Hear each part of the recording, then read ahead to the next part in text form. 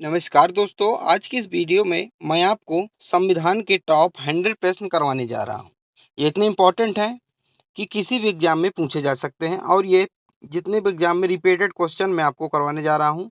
तो बने रहिएगा हमारे साथ। अगर आपको इसका पीडीएफ चाहिए हो तो डिस्क्रिप्शन पे आपको टेलीग्राम का लिंक मिलेगा, आप वहाँ से आप इसका पीडीएफ प्राप्त कर सकते हैं। आप टेलीग्राम ग्रुप हमारा ज्वाइन कर सकते हैं। तो चलिए शुरू करते हैं। तो सबसे पहला हमारा क्वेश्चन है, किस भाग को संविधान की आत्मा कहा जाता है? यानी कि किस भाग को संविधान की आत्मा कहा जाता है? तो इसका सही उत्तर होगा ऑप्शन नंबर बी, यानी कि प्रस्तावना को संविधान की आत्मा कहा जाता है। ये क्वेश्चन यहाँ से कंप्लीट हुआ कि किस भाग को संविधान की आत्मा कहा जाता है। जो संविधान की आत्मा प्रस्तावना को कहा जाता है। अगर वही क्वेश्चन आपसे पूछ ले कि वी आर अम्बेडकर के हिसाब से, यानी कि वी आर अम्बेडकर ने किस अनुच्छेद को संविधान की आत्मा कहा है, तो आप लोगों को वो अनुच्छेद आप लोगों को कमेंट में बताना है। ठीक है, वैसे किस संविधान की आत्मा किसको कहा जाता है? तो प्रस्तावना को कहा जाता है। ऑप्शन नंबर बी हमारा यहाँ से एकदम सही उत्तर होगा। ठीक है, चलिए अगला प्रश्न। अगला प्रश्न है हमारा, भारतीय संविधान के अनुसार देश का प्रथम नागरिक कौन होता है? तो देश का जो प्रथम नागरिक होता है वो राष्ट्रपति होता है। ऑप्शन नंबर ए इसका सही उत्तर होगा। देखिए, जो देश का प्रथम नागरिक उसे राष्ट्रपति को कहा जाता है। राष्ट्रपति थल सेना, वायु तथा जल, ये तीनों का क्या होता है? प्रमुख होता है, प्रमुख कमांडर होता है। तो देश संविधान के अनुसार देश का प्रथम नागरिक राष्ट्रपति होता है। ठीक है, चलिए अगला प्रश्न है, संपत्ति के अधिकार से संबंधित संशोधन है, यानी कि जो संपत्ति का अधिकार था पहले उसको हटा दिया गया है। किस संशोधन के तहत उसे हटाया गया है? तो हटाया गया उसे 44वां संविधान संशोधन के तहत उसको हटाया गया है। तो ऑप्शन नंबर एकदम इसका सही उत्तर होगा 44वां संविधान संशोधन। ठीक है, अब लोग कमेंट में बताइए, लघु संविधान किस संविधान संशोधन को कहा जाता है? लघु संविधान, अगर आपने ये सब नहीं देखा, अनुच्छेद नहीं देखी, अनुसूची नहीं देखी, तो आप हमारी प्लेलिस्ट देखिए पॉलिटी की, वहाँ पे मैंने सब कुछ करवा चुका हूँ। ठीक है, अगला प्रश्न है, भारतीय संविधान निम्नलिखित में से कौन सी नागरिकता प्रदान करता है? तो भारतीय संविधान जो है एकल नागरिकता, कौन सी है? एकल नागरिकता है। ठीक है, ऑप्शन नंबर ए। जबकि अमेरिका में कौन सी? दोहरी नागरिकता है। ठीक है, तो अगर भारत की बात करें तो भारत में एकल नागरिकता है। ठीक है, अब एकल नागरिकता क्या है, ये नागरिकता किस अनुच्छेद में आता है, ये मैं पूरा एक टॉपिक करवा चुका हूँ। कम से कम मैं इसके 50 क्वेश्चन कंप्लीट करवा चुका। अगर नहीं देखा तो आप हमारी प्लेलिस्ट देखिए। ठीक है, अगला है, भारतीय संविधान के निर्माण में कुल कितना समय लगा था? इंपॉर्टेंट क्वेश्चन है, कुल कितना समय लगा था भारतीय संविधान के निर्माण में? आप सभी को पता होगा, जो भारतीय संविधान है प्रत्येक देश से कुछ ना कुछ उससे उठाया गया, कुछ ना कुछ लिया गया है। तो वही वो कह रहा है कि ये सब करने में कितना समय लगा था। तो इसका सही उत्तर होगा option number C. Option number C इसका सही उत्तर होगा 2 वर्ष 11 महीना 18 दिन। आप लोग ऐसे याद कर सकते हैं, 2 11 18, आप लोग ऐसे ऐसा कर रख सकते हैं 2 11 18। आप लोग 5 से 6 बार 2 11 18 लिख लीजिए, क्योंकि बहुत कन्फ्यूजन होता है। 2 11 18 ऐसे आप लोग लिख लीजिए। ठीक है, अगला प्रश्न है, भारतीय संविधान की प्रस्तावना में देश का कौन सा नाम उल्लेखित है? यानी कि कौन सा नाम जो है भारतीय संविधान की प्रस्तावना में उल्लेखित है? ठीक है, भारत का, देश का कौन सा नाम उल्लेखित है? तो इसका सही उत्तर होगा ऑप्शन नंबर सी, यानी कि भारत और इंडिया, ये दोनों नाम हैं। प्रस्तावना में भारत और इंडिया दोनों नाम जो है उल्लेखित है। ऑप्शन नंबर सी एकदम इसका सही उत्तर हो जाएगा। चलिए अगला प्रश्न है, संविधान सभा की प्रथम बैठक कब हुई थी? ये मीटिंग ऑफ कॉन्स्टिट्यूएंट असेंबली, यानी कि संविधान सभा की प्रथम बैठक कब हुई थी? तो इसका सही उत्तर होगा ऑप्शन नंबर डी, यानी कि चौथा ऑप्शन सही होगा 9 दिसंबर 1946। 9/12/46 ऐसे याद रखिए। 9 दिसंबर 1946 को संविधान सभा की पहली बैठक हुई थी। आपको इतना समझ में आ गया दोस्तों? चलिए बढ़ते अगले प्रश्न की ओर। हमारा अगला प्रश्न है, भारत का मूल संविधान कहाँ से प्रकाशित हुआ था? यानी कि जब संविधान बन गया था तो कहाँ से प्रकाशित हुआ था मूल संविधान? तो इसका सही उत्तर होगा ऑप्शन नंबर डी, देहरादून। यानी कि भारत का मूल संविधान देहरादून से प्रकाशित हुआ था। ठीक है, चलिए लाइक करते चलिएगा वीडियो को दोस्तों। आप लोग कमेंट में अपने आंसर भी देते जाइए, कितने का पता था, इससे आपका मूल्यांकन होगा। ठीक है, भारत का मूल संविधान कहाँ संरक्षित है? यानी कि जो भारत का मूल संविधान है, लिपि है, लिखी गई कॉपी है, इस समय कहाँ ओरिजिनल कॉपी है, ये आपसे पूछा जा रहा है। तो इसका सही उत्तर होगा ऑप्शन नंबर बी, संसद भवन इसका एकदम सही उत्तर हो जाएगा। अगला प्रश्न है, संविधान के किस भाग में नीति निर्देशक तत्वों का उल्लेख किया गया है? तो इसका सही उत्तर होगा option number B. Option number B इसका सही उत्तर होगा। यानी कि संविधान के 4 भाग में, यानी कि चतुर्थ भाग में नीति निर्देशक तत्वों का जो है उल्लेख किया गया है। अगर आर्टिकल पूछे तो 36 से 51, यानी कि 36 से 51 तक इसका उल्लेख किया गया है नीति निर्देशक तत्वों का। ठीक है।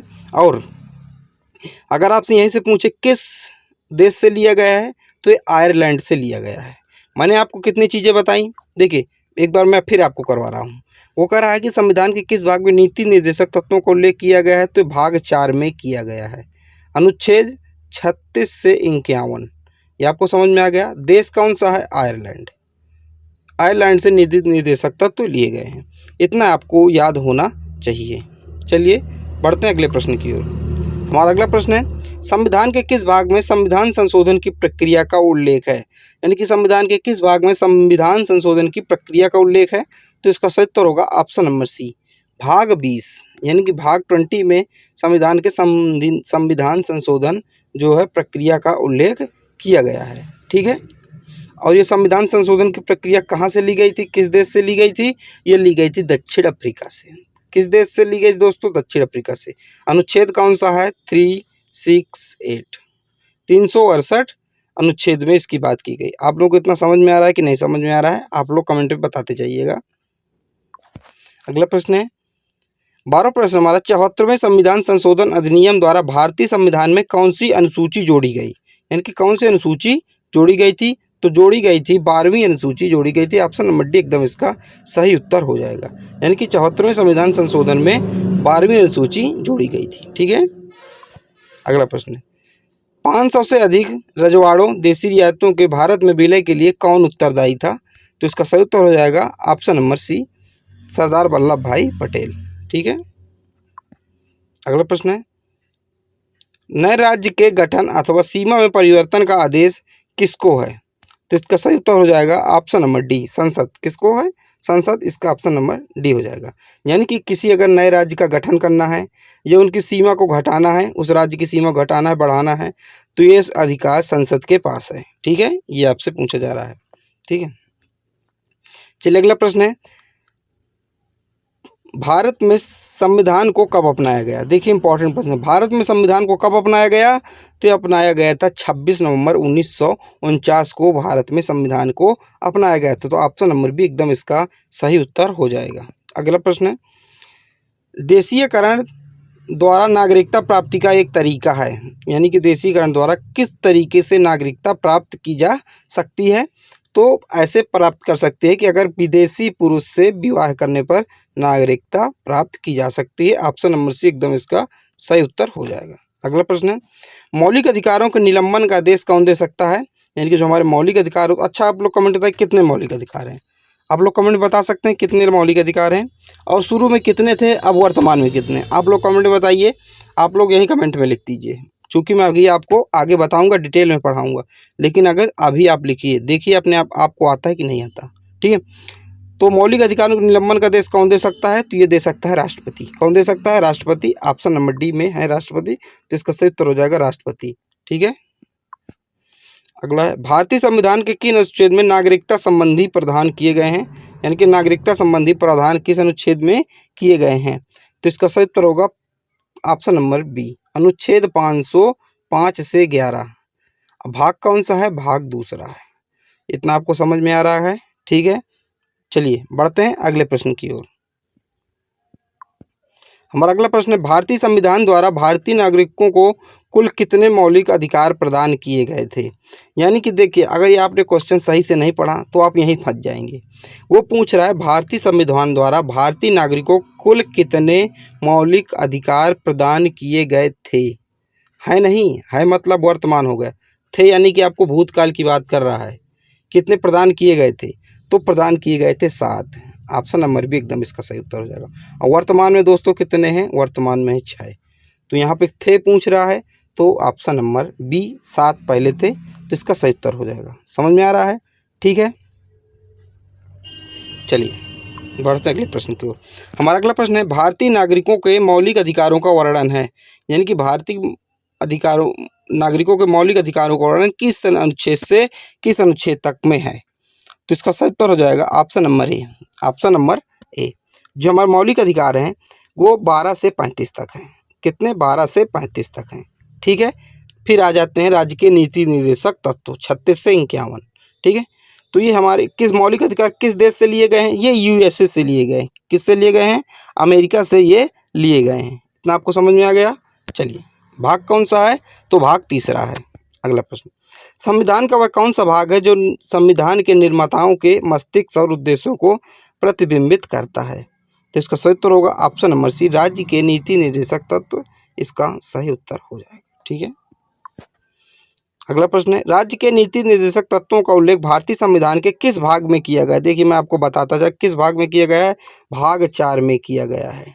ठीक है। अनुच्छेद कितना है? 36 से 51। ठीक, किस देश से लिए गए आप लोग कमेंट में बताइए। देखिए मैंने आपको बताया है, आप लोग कमेंट में बताना पड़ेगा किस देश से लिए गए हैं। अगला है, निम्न में से कौन सी एक समिति ने नागरिकों में मूल कर्तव्य को 1976 में सम्मिलित करने की अनुशंसा की? यानी कि देखिए दोस्तों, ऐसा था कि पहले मूल अधिकार दे दिए गए, फिर महसूस किया गया कि मूल कर्तव्य भी देना चाहिए, नागरिकों को कुछ कर्तव्य भी देना चाहिए, क्योंकि अधिकार दे देंगे कर्तव्य नहीं देंगे तो गड़बड़ है। तो स्वर्ण सिंह समिति में की सिफारिश पर 1976 में मूल कर्तव्य अपने संविधान में शामिल किए गए थे। आपको समझ में आ गया? वो भाग कौन सा था? तो भाग था 4 का। ठीक है। अगला है, भारतीय संविधान में मूल कर्तव्यों को शामिल करने का विचार किस देश के संविधान से लिया गया था? यानी कि मूल कर्तव्यों को शामिल करने का जो विचार था किस देश से लिया गया था? तो वो लिया गया था पूर्व सोवियत संघ से लिया गया था। तो इसमें कहाँ है? यही है ऑप्शन नंबर डी इसका सही उत्तर हो जाएगा। अगला प्रश्न है, निम्नलिखित में से किस देश का सबसे बड़ा लिखित संविधान है? तो आप लोगों को इसका पता होगा, ऑप्शन नंबर डी इसका सही उत्तर होगा भारत। यानी कि भारत का सबसे बड़ा जो लिखित संविधान है। ठीक है। अगला, पंचवर्षीय योजना की अवधारणा किस देश के संविधान से प्रेरित है? तो इसका सही उत्तर हो जाएगा ऑप्शन नंबर ए, सोवियत संघ।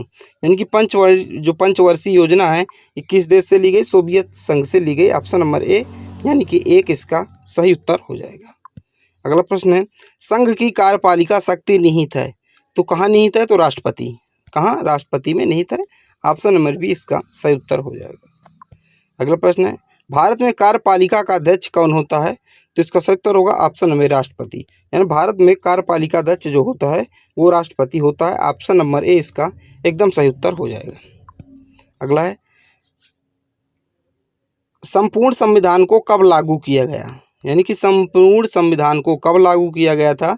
ये लागू किया गया था 26 जनवरी 1950 को जो संपूर्ण संविधान को लागू किया गया था। ठीक है। अगला, भारतीय संविधान के किस अनुच्छेद में निर्वाचन आयोग का वर्णन है? यानी कि किस संविधान के अनुच्छेद में निर्वाचन आयोग की बात की गई है? तो ये की गई है 324। तो इसका सही उत्तर होगा ऑप्शन नंबर बी 324। अनुच्छेद 324 में क्या बताया गया है? भारतीय निर्वाचन आयोग का बताया गया है। अगला है, संविधान के उद्देशिका या प्रस्तावना का संशोधन कितनी बार किया गया है? तो इसका सही उत्तर होगा ऑप्शन नंबर सी, एक बार किया गया है, केवल एक बार। ठीक है।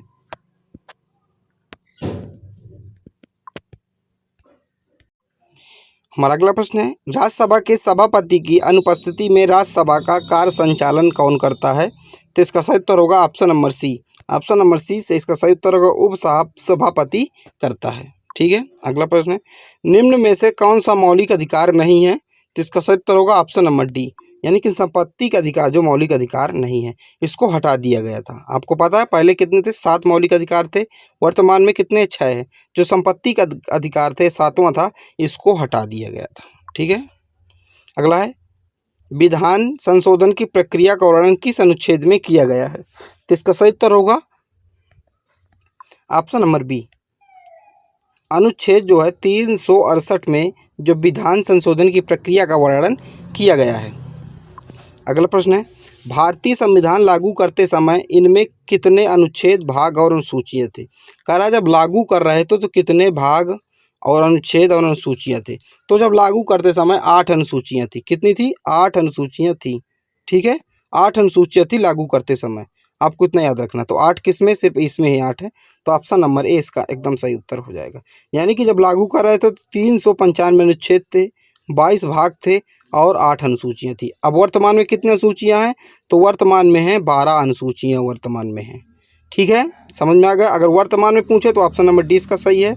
अगर पूछा लागू करते समय कितनी थी तो ऑप्शन नंबर ए इसका एकदम सही उत्तर होगा। ठीक है, अगला प्रश्न है, जब संविधान लागू हुआ तब उसमें कितनी अनुसूचियाँ थी? अभी अभी मैंने आपको बताया उसमें 8 अनुसूचियाँ थी। ऑप्शन नंबर ए इसका सही उत्तर। अब वर्तमान में कितनी है? 12 हो गई हैं। अगला प्रश्न है, मताधिकार की आयु 21 वर्ष से घटाकर 18 वर्ष के संविधान संशोधन में कर दी गई। तो इसका सही उत्तर होगा ऑप्शन नंबर 61वां संविधान संशोधन में कर दी गई थी। ठीक है, अगला प्रश्न, नीति निर्देशक तत्व का महत्व किसके लिए है? तो इसका सही उत्तर होगा option number B. Option number B इसका सही उत्तर होगा राज्य। तो नीति निर्देशक का तत्व राज्य के लिए है। ठीक है, चलिए अगला प्रश्न, भारतीय संविधान के अनुसार देश की तीनों सेनाओं का अध्यक्ष यानी कि सुप्रीम कमांडर कौन होता है? तो आप प्रश्न नंबर 1 में ही मैंने बताया था कौन होता है, वो राष्ट्रपति होता है। ऑप्शन नंबर 1 इसका सही उत्तर होगा राष्ट्रपति। यानी कि जो तीनों सेनाएं होती हैं जल थल वायु, उनका प्रमुख कौन होता है? राष्ट्रपति होता है।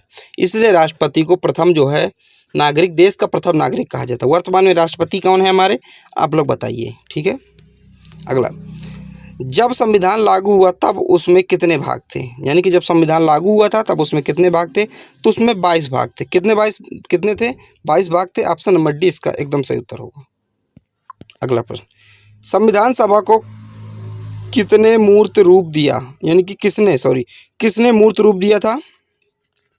तो इसका सही उत्तर होगा option number D, Jawaharlal Nehru ने दिया था। ऑप्शन नंबर डी इसका सही उत्तर हो जाएगा।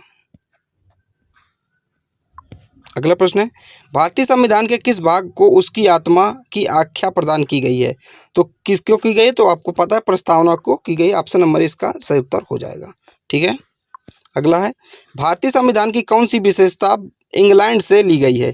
कि कौन सी व्यवस्था इंग्लैंड से ली गई है? तो इसका सही उत्तर होगा option number A. Option number A इसका सही उत्तर होगा, संसदीय प्रणाली जो है इंग्लैंड से ली गई है। मूल अधिकार आपको मैंने बताया यूएसए से ली गए थे। ठीक है, अगला, वर्तमान में संविधान में कितनी अनुसूचियां हैं? तो वर्तमान में कितनी अनुसूचियां हैं आप लोग बताइए। तो इसका सही उत्तर होगा ऑप्शन नंबर 3, यानी कि 12 अनुसूचियां हैं वर्तमान में। ठीक है, आप लोग बताइए दल बदल, यानी कि दल बदल जो कानून है किस अनुसूची में? आप लोग बताइए। देखिए मैं आपको याद कराता हूँ, दल बदल यानी कि 10वीं अनुसूची में है। ठीक है, अगला, अगर भाषा की बात करें कि भाषा का उल्लेख किस अनुसूची में किया गया, तो 8वीं अनुसूची में किया गया है। अगर आपने अनुसूचियां नहीं देखी, मैंने विस्तार से पढ़ा है, ट्रिक के साथ पढ़ा है, तो आप लोग हमारी पॉलिटी की जो प्लेलिस्ट देख लीजिए। हमारा अगला प्रश्न है, संविधान सभा का स्थायी सदस्य किसे चुना गया था? आपसे पूछा जा रहा है स्थायी सदस्य किसे चुना गया था? तो ऑप्शन नंबर 4 इसका सही उत्तर होगा, डॉक्टर राजेंद्र प्रसाद को स्थायी सदस्य चुना गया था। अगर अस्थायी की बात करें तो सच्चिदानंद सिन्हा होंगे। जैसे अगला प्रश्न है, निम्नलिखित में से कौन किसी राज्य का क्षेत्र घटा या बढ़ा सकता है? तो इसका सही उत्तर होगा ऑप्शन नंबर बी, सांसद। यानी कि संसद को अधिकार है किसी राज्य का क्षेत्र घटा बढ़ा सकता है, किसी नए राज्य को क्या कर सकता है? निर्माण कर सकता है। ठीक है, अगला, भारत की संप्रभुता किसमें निहित है? तो इसका सही उत्तर होगा ऑप्शन नंबर डी, भारत की जनता। भारत की जनता में भारत की संप्रभुता निहित है। अगला प्रश्न, संविधान सभा का अस्थायी सदस्य किसे चुना गया था? अस्थायी पूछ रहा है, तो इसका सही उत्तर होगा ऑप्शन नंबर सच्चिदानंद सिन्हा। अस्थायी सदस्य सच्चिदानंद सिन्हा को चुना गया था, स्थायी सदस्य डॉक्टर राजेंद्र प्रसाद। ठीक है, अगला, आंध्र प्रदेश एक भाषाई राज्य के रूप में गठित किया गया। यानी कि जो आंध्र प्रदेश था भाषा के आधार पर गठित होने वाला देश का पहला राज्य था। तो कब गठित किया गया था? तो गठित किया गया था 1953 में। यानी कि ऑप्शन नंबर बी इसका एकदम सही उत्तर हो जाएगा। अगला प्रश्न, किस अनुच्छेद के तहत संसद को नागरिकता के संबंध में कानून बनाने का अधिकार प्रदान किया गया है? तो इसका सही उत्तर होगा option number B. Option number B इसका एकदम सही उत्तर हो जाएगा। ठीक है, कि सॉरी माफ़ कीजिएगा, ऑप्शन नंबर डी, यानी कि अनुच्छेद 11 में जो है संसद को नागरिकता के संबंध में कानून बनाने का अधिकार प्रदान किया गया है। अगला प्रश्न है, मौलिक अधिकारों का निलंबन कौन कर सकता है? तो इसका सही उत्तर हो जाएगा ऑप्शन नंबर सी, राष्ट्रपति मौलिक अधिकारों का जो निलंबन कर सकता है। किस देश से लिए गए थे हमारे मौलिक अधिकार? किस भाग में है? किस अनुच्छेद से किन अनुच्छेद तक हैं? आप लोग बताइए। यूएसए से देखिए लिए गए थे हमारे मौलिक अधिकार, भाग 3 में है। ठीक है, चलिए अगला है, मौलिक अधिकार संविधान के किस भाग में वर्णित है? तो मौलिक अधिकार संविधान के भाग 3 में वर्णित है। ऑप्शन नंबर बी इसका एकदम सही उत्तर होगा। यूएसए से क्या हुआ था? लिए गए थे। 12 से 35 तक अनुच्छेद में सम्मिलित हैं। अगला, भारतीय संविधान के किस अनुच्छेद में राज्य के नीति निर्देशक तत्वों का उल्लेख है? तो इसका सही उत्तर होगा ऑप्शन नंबर, राज्य के नीति निर्देशक तत्वों का, तो ऑप्शन नंबर सी 36 से 51। मैंने बताया 36 से 51 तक उल्लेख है राज्य के नीति निर्देशक तत्वों का। भाग कौन सा है?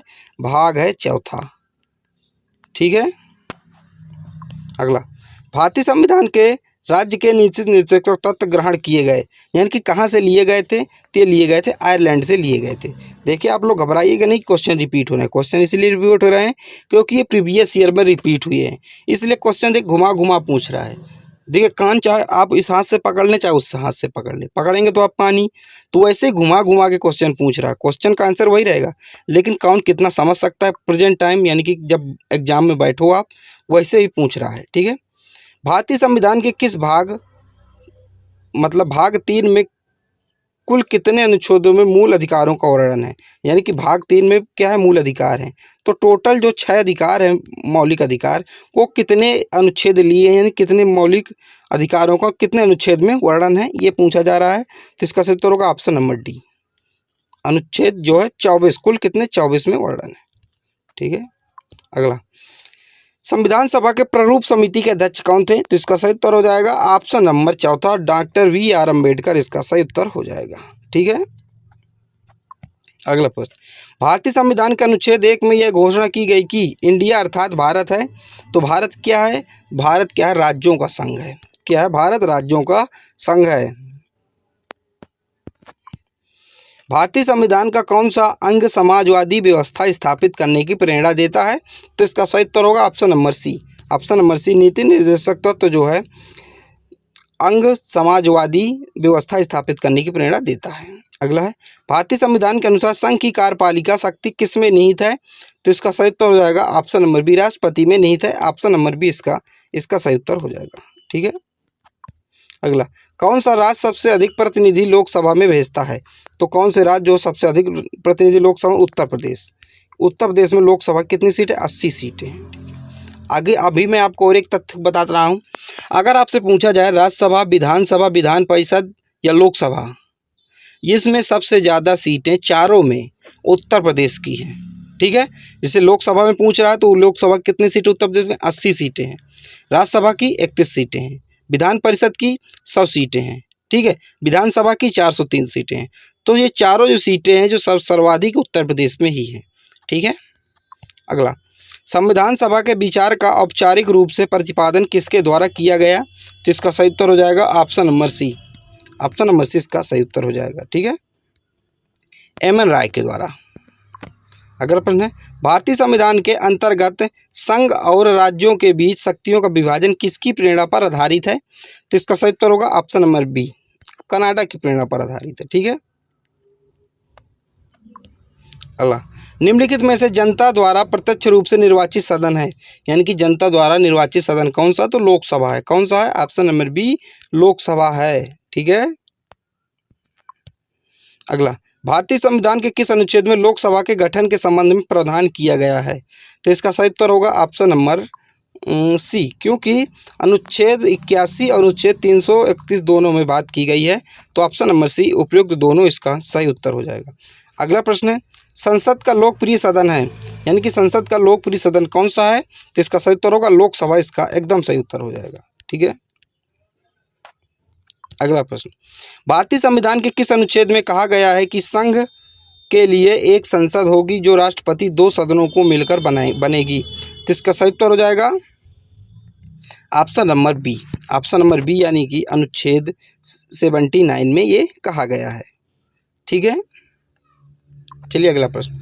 अगला प्रश्न है, 11 दिसंबर 1946 को किस लिए संविधान सभा का स्थायी अध्यक्ष चुना गया था? यानी किसको संविधान सभा का अस्थायी सदस्य चुना गया था? तो इसका सही उत्तर होगा option number B, doctor Rajendra Prasad. आपको स्थायी सदस्य पूछा जा रहा है, अस्थायी पूछता तो आप क्या करते? सच्चिदानंद सिन्हा को। अगला प्रश्न, मौलिक कर्तव्यों का निर्धारण किया गया यानी कि मौलिक कर्तव्यों का निर्धारण जो है किस संविधान संशोधन के द्वारा किया गया, तो ये किया गया 42वें संविधान संशोधन के द्वारा। तो 42वां हमारा ऑप्शन नंबर सी में, यानी कि ऑप्शन नंबर सी इसका एकदम सही उत्तर हो जाएगा। अगला प्रश्न है, भारत एक है, भारत क्या है? भारत संघों का, राज्यों का एक संघ है। तो आपको मैंने बताया था, फिर बता दे रहा हूँ, कोई बात नहीं, ऑप्शन नंबर बी इसका एकदम सही उत्तर होगा। अगला प्रश्न है, भारतीय संसद के अपर हाउस को किस नाम से जाना जाता है? अपर हाउस को किस नाम से जाना जाता है? उसको कहा जाता है राज्यसभा। क्या कहा जाता है? राज्यसभा। ऑप्शन नंबर इसका सही उत्तर हो जाएगा।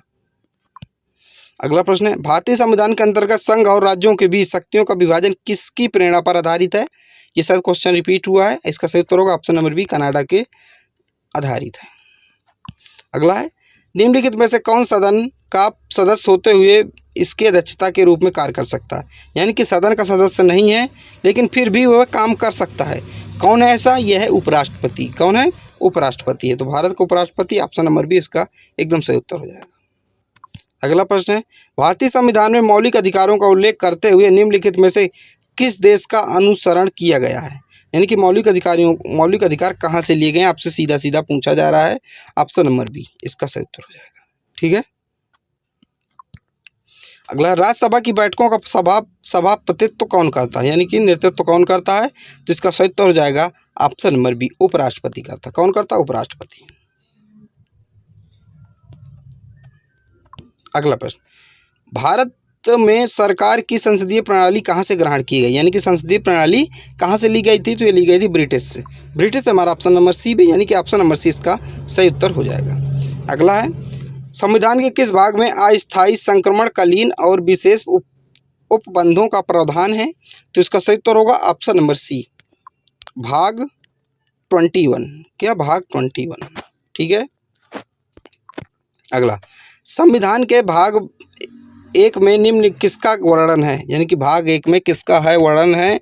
यह है संघ और उसका राज्य। भारत क्या है? संघों का, राज्यों का संघ है। ऑप्शन नंबर इसका सही उत्तर हो जाएगा। अगला है, भारत के संविधान निर्माताओं ने न्यायिक पुनर्वलोकन के विचार को ग्रहण किया है। यानी कि न्यायिक पुनर्वलोकन कहाँ से लिए गए हैं? तो ये लिए गए हैं दोस्तों ऑप्शन नंबर डी, अमेरिका से लिए गए हैं, तथा अमेरिका से मौलिक अधिकार भी लिए गए हैं। अगला, भारतीय संविधान में समवर्ती सूची की अवधारणा ली गई है। यानी कि समवर्ती सूची की अवधारणा कहाँ से ली गई है? तो ये ली गई है ऑप्शन नंबर बी, ऑस्ट्रेलिया से ली गई है। ठीक है। अगला प्रश्न, भारतीय संविधान में मौलिक कर्तव्य का विचार लिया गया है। कहाँ से लिया गया मौलिक कर्तव्य?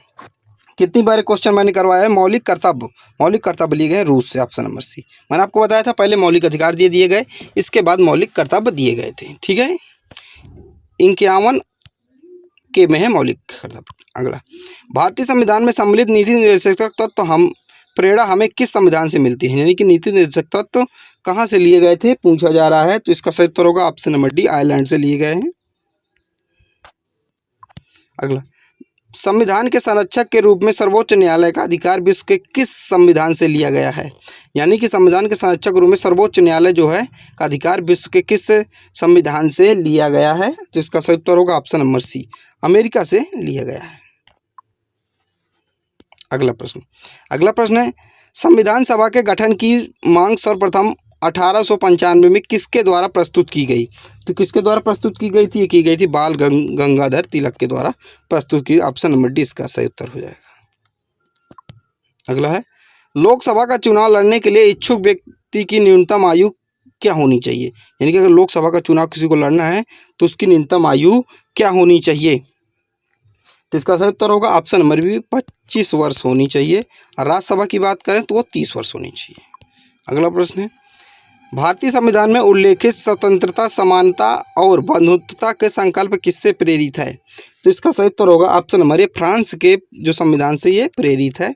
स्वतंत्रता, समानता और बंधुता, ये तीनों शब्द इंपॉर्टेंट है, याद रखिएगा। अगला प्रश्न है, राज्यसभा को अस्थायी सदन कहते हैं क्योंकि?